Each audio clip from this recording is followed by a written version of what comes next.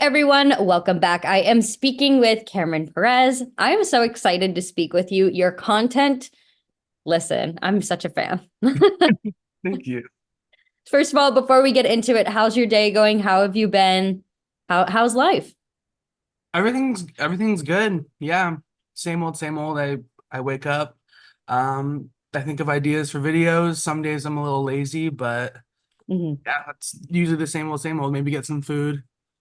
That's daily life. I love that. Also, I see your cat in the background, and I love your cat's very cute. What's your cat's name? Which one are you looking? Oh, that is Bobby. He likes to sit on the table. So we actually have three. We have three cats, and we also have a husky, and she's right under my feet right now. That's so cute. See. This is why remote interviews are so fun, right? We have the opportunity to show off the troops, the Yeah, my pets. little So fun. hidden features. Exactly. Well, I would love to get started with you in terms of your content. I have to know because a lot of your content, I mean, you are like the owner of like POV videos, which I think is really great. I feel like you're an OG when it comes to that style of videos.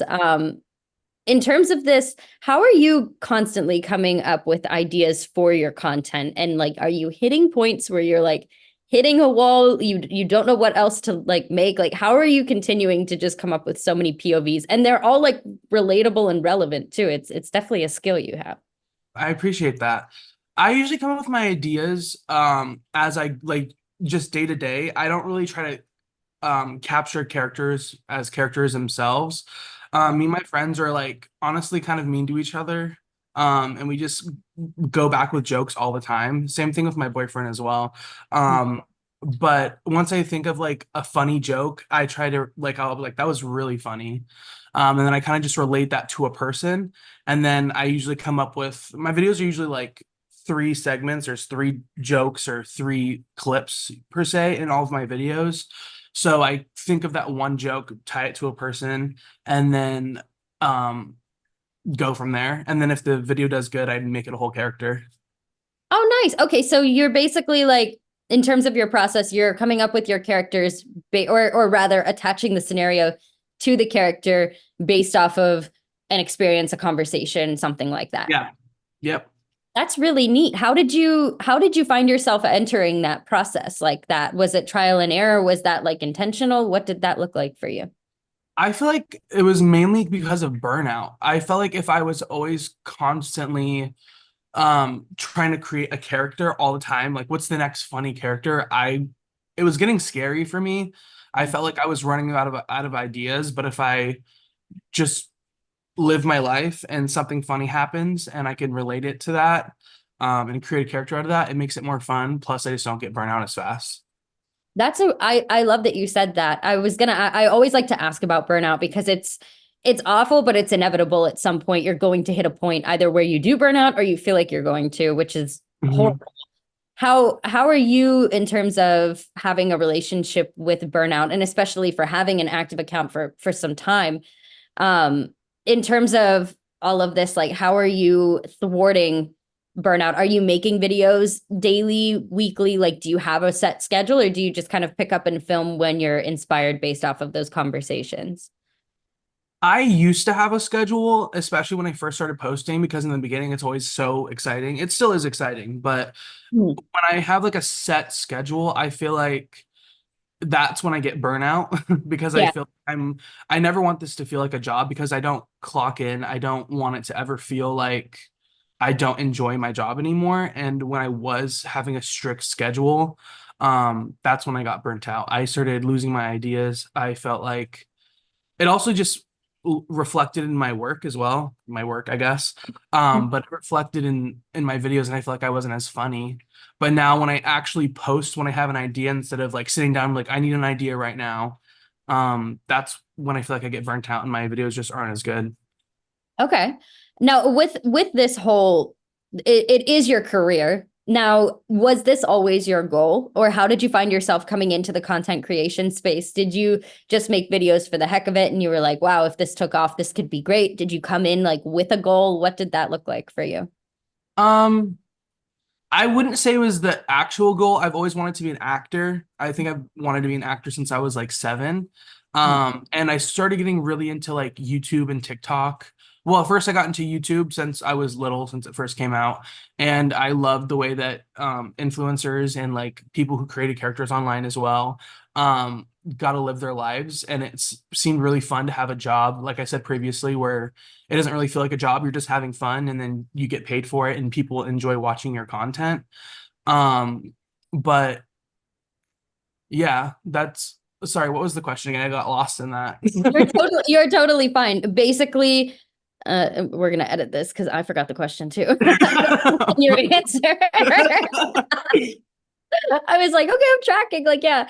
No, was this whole idea of content creation, was this like initially your goal, or was it kind of like a happy accident kind of a scenario? Oh, okay, okay. Mhm. Um, it was it was a goal of mine to be, I guess, a content creator.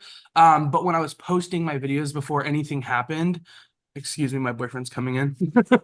Um, I posted for when TikTok came out, I was a little bit late to the game. I was watching videos. I was kind of too embarrassed to post. And then I was posting videos of just me talking my thoughts, my feelings and stuff like that. And a little bit of trickles of POVs here and there with a wig on. And then one day one of them did amazing, and I posted another one like that, and then another one like that, and my videos blew up ever since, and I just stuck to the wig videos, and I enjoy it. That is so fun. That brings me to my next question. How many wigs do you have? Well, currently I probably have about 13 wigs. Wow. I used to have around 20 in my last apartment. We had an office space, and I kept all my wigs on mannequins and stuff. And the ceiling collapsed, and they half of them, more than half of them, got covered in fiberglass. So we had to throw them out. Oh no. Oh, the Yeah. wig All purge. those, all the characters they perished. Oh my gosh. You're like, if this isn't a sign that like these seven are done, you Mhm. We're done. know? All right. What would be your piece of advice to somebody who might be looking to create content, but might not know where to start? They might be apprehensive. They might have a lot of ideas, but don't know how to like channel it and niche down and like figure out what their vibe is. What would be your piece of advice to those aspiring content creators? The two best pieces of advice I can give someone that wants to create content is number one, the biggest thing is having good lighting. If you don't have good lighting, people will scroll away because it's hard to see what's going on if there isn't good lighting. And number two is I feel like a really good, at least when you're getting started, is start in a niche, which is what you kind of brought up.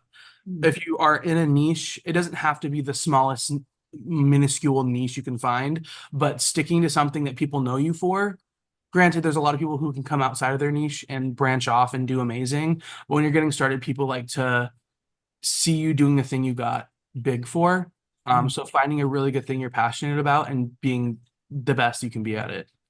I love that. I love that answer. I think that that's a very realistic, truthful answer that you just gave. So Mhm. thank you for saying all of that.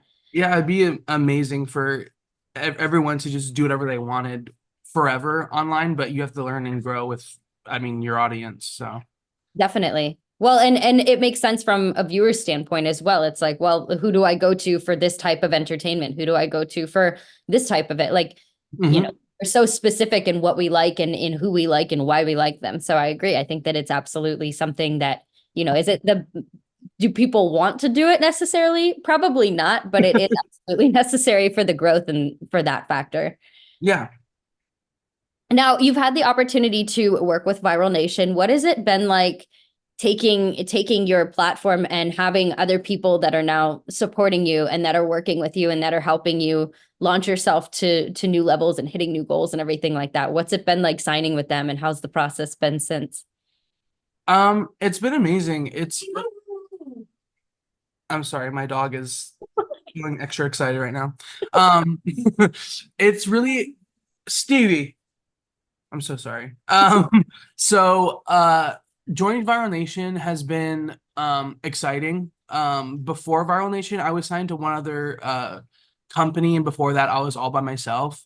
And it's really scary trying to navigate um brand deals for one, opportunities.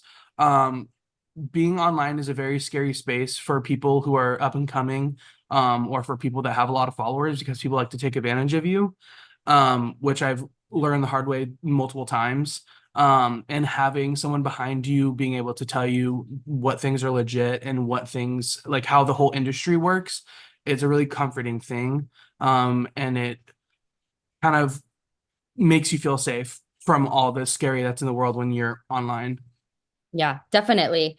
I'm curious to know, in terms of your career and where you're at with everything now, if in the next couple of years, in the next maybe 5 years, we can say, do you have any particular goals or ambitions that you're looking to hit with your content and with your audience? Do you have anywhere that you see yourself in particular? I do want to venture out into doing other things. I don't know if I'll do it on my Outpig account, but I do want to try other like maybe like a story time channel. I love telling stories. That'd be really fun as well. But my ultimate goal is to definitely be an actor. I want to be in movies. I want to be in TV shows. I need to stop playing and start actually auditioning more often, but that's my main goal. I don't know if it'll happen in 5 years, but I hope so. I love that. Do you have a dream genre or a dream role, or even like a stereotype or an archetype of a role that you would particularly like to get involved in if you had the opportunity with acting? It's a little bit hard because I mean the way that I look, I could be like the funny fat friend or something. So I mean that's kind of what I feel like I'd probably get casted in. But I love the horror genre. I don't know where I would fit into that, but the horror movie I've loved horror movies since I was 4 years old, and horror is my number one goal. And I'll be a assistant or I'll do anything. I'll I be any. love that. I'm the same exact way. Well, I'm hoping and praying that you get Blumhouse in your inbox for sure. Well, I just want to say it's been such a pleasure speaking with you. I want to give you the opportunity now to plug any accounts, anything like that, any projects, anything that you want people to obviously stay up to date with when it comes to you. Um, Follow my main TikTok page, Outpig. I also have an alt account where I just share my thoughts and my feelings. It's mainly like a hot take account where everything pisses me off. So that's Cameron Perez with two Z's. And then you could follow me on Instagram, which is also Outpig.